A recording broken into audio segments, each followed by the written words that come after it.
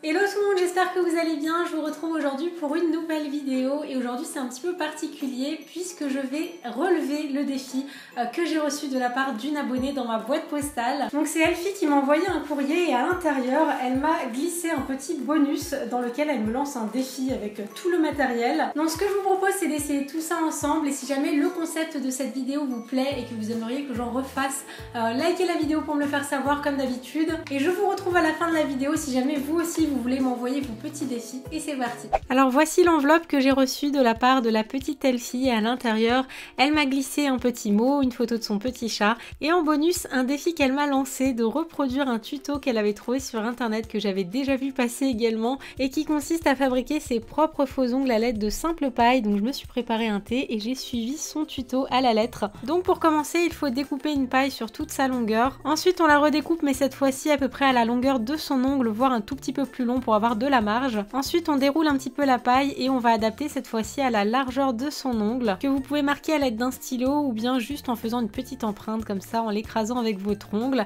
et finalement il ne reste plus que la mise en forme à préparer au niveau de la cuticule. Donc pour ça il suffit d'arrondir un petit peu les coins, de voir si la forme correspond bien. Là ça manquait un petit peu d'arrondi donc j'ai redécoupé un petit peu et ensuite c'était parfait. Avec le petit bout de paille qui restait, c'était pile la largeur de mon petit doigt. Donc il m'a suffi de le remettre un petit peu en forme sur le dessus pour qu'il corresponde parfaitement à la taille de mon ongle. Et ensuite j'ai fait exactement la même chose pour tous mes autres ongles de façon à préparer dans un premier temps toutes les petites capsules en paille avant de passer à la pose.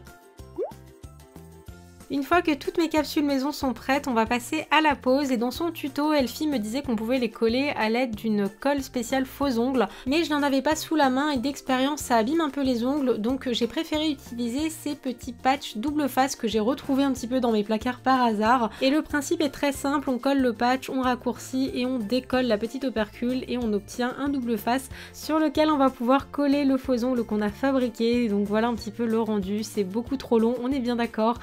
Mais voilà, j'ai fait une petite mise en forme à la fin, j'ai préféré là coller vraiment tous les ongles, allons-y franchement. Vous le savez, quand je fais des crash tests sur ma chaîne, j'aime bien aller jusqu'au bout, même s'il m'arrive en plein milieu de me dire bon ok on arrête tout, c'est vraiment du grand n'importe quoi.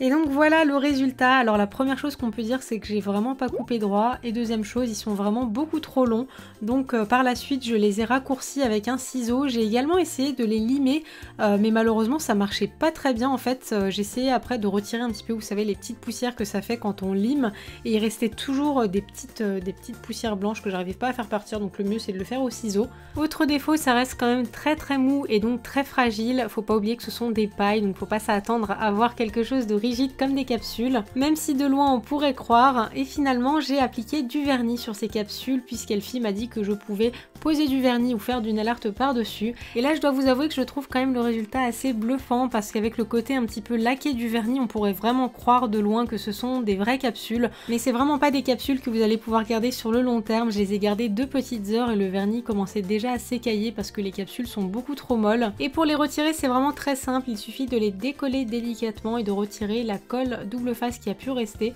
Et la bonne nouvelle c'est que ça n'a absolument pas abîmé mes ongles.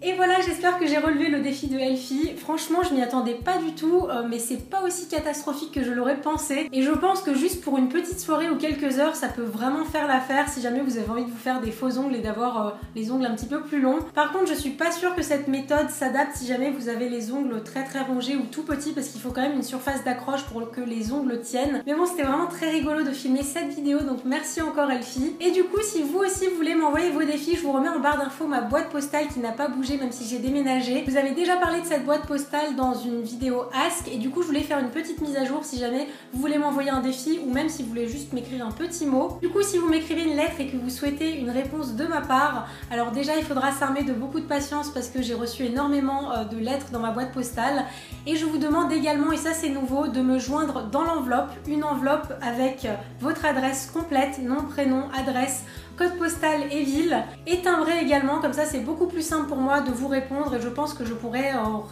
raccourcir beaucoup les délais. Enfin voilà, je vous retrouve très vite pour une nouvelle vidéo et comme toujours, et je ne le répéterai jamais assez, merci du fond du cœur d'être là, d'être présent sur ma chaîne, de prendre le temps de regarder mes vidéos, de m'écrire un petit mot. Je pourrais vous remercier chaque jour parce que sans vous, rien de tout ça ne serait possible. Donc un immense merci pour tout ce partage et tout ce qu'on vit ensemble. Je vous fais plein de bisous, prenez soin de vous et à très vite.